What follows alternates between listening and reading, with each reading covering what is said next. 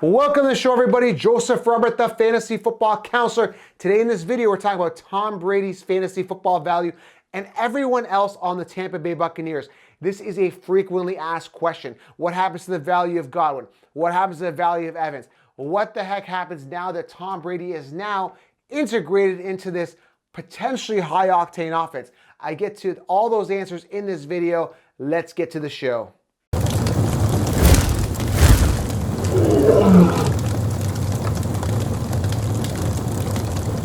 Welcome to the show, guys. I'm excited about today's show because I'm going to answer some frequently asked questions going into the 2020 fantasy football season, and that is, what is the fantasy football value of Tampa Bay Buccaneers offense? How's it going to operate? What's going to happen? I've got all those answers for you. The fantasy value of Evans, Godwin, Brady there now. I've looked at the research data history. I'm going to give you guys my best opinion on how this is going to play out with this potentially really high octane offense. I'm super excited about it. Going to dive into all the fantasy relevant information. Before I get into that, guys, make sure you guys smash the thumbs up. Leave your comments below. I get to as many as I possibly can. And of course, pre-order that 16-round draft solution. It is the first ever and only video training that's going to help you guys dominate your fantasy football leagues. There is a link below. And if you pre-order now, guys, you get it at the lowest possible price. Everything is kind of down now mid-March in regards to pricing. We know what's going on with the economy. So listen, now is the time to get it because you know what? Football season will be back. It's going to be back strong. You're going to want to dominate your leagues. We're going to get back into that mode, back into sports. And when we do, you want to dominate your friends. So guys, get the advantage, get the 60-round draft solution.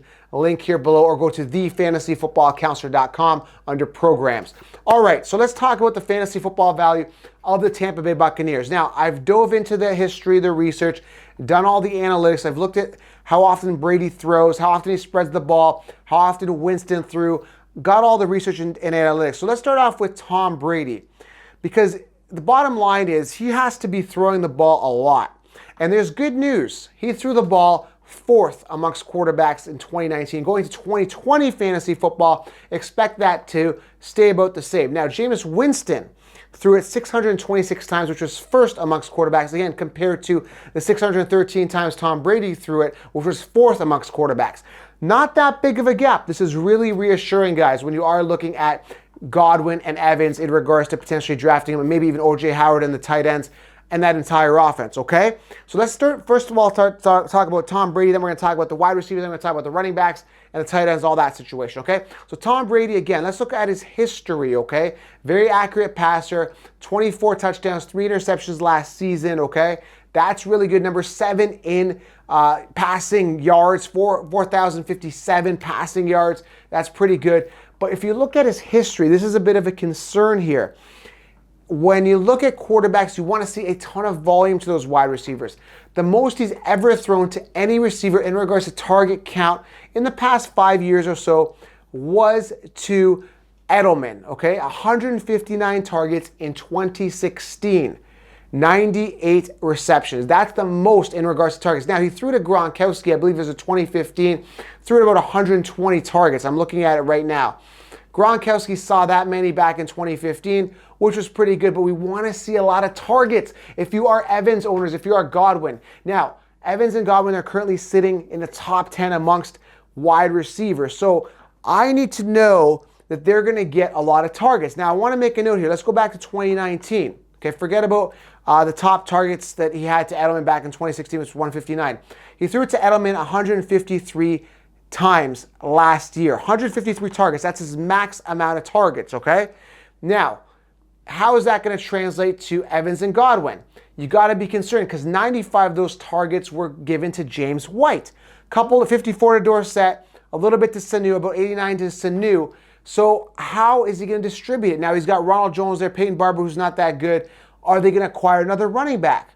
Are they going to get themselves a DeAndre Swift or a Jonathan Taylor? If they get a Swift, he's more of a pass-catching back. He could get some of those targets the same way James White did, the 95 he got back in 2019.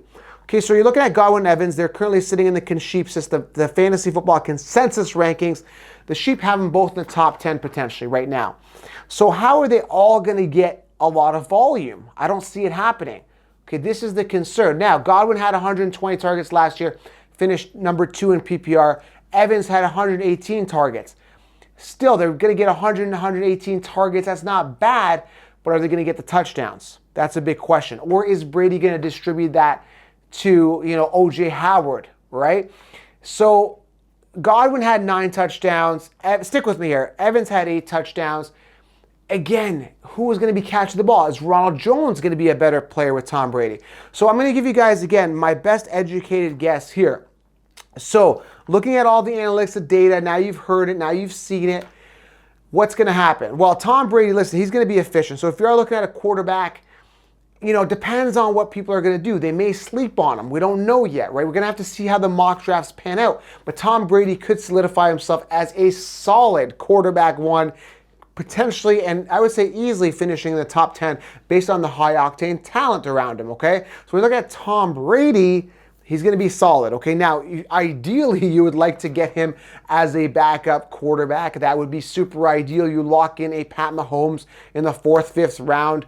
I mean, it'd be an absolute dream. A Russell Wilson, it'd be an absolute dream to have Russell Wilson and try to get Brady later. Now, again, maybe people will sleep on him because of last year. He had a mediocre year. It wasn't a top 10 finish. It was close, but it wasn't top 10. So Tom Brady, without a doubt, he's going to have a phenomenal year. There's already talk about Antonio Brown maybe coming back. Now, if Antonio Brown comes back, that throws a whole wrench in this entire thing because now you've got to contend with more targets being gone. So there's a lot of moving parts here. Tom Brady potentially splitting it 3 ways between Godwin, Evans, and of course, maybe Antonio Brown if he ends up there, right? You've got O.J. Howard. You've got maybe Brate. Not sure if he's coming back. What's going on there, right? With the whole situation. Should be back. So he's got the tight ends. He's got 3 potential high-octane receivers. Then again, running back. Is Ronald Jones going to stay there? Is Peyton Barber going to be in the front lines? Are they going to draft a guy like Swift or a pass-catching running back? That's also going to be a factor as well. Guys, there is a ton of targets to go around. So what this means is that you kind of have to watch the offseason. You got to watch training. You got to watch camp if everything resumes, if the virus goes away and all that stuff, right? You got to look at everything that's going on when training camp begins, and you got to see who is getting the rapport with Tom Brady. If Tom Brady plays a preseason game, who is catching the ball? What's the situation? Because right now, I really don't know the distribution of where the balls are going to be going. But I will tell you this.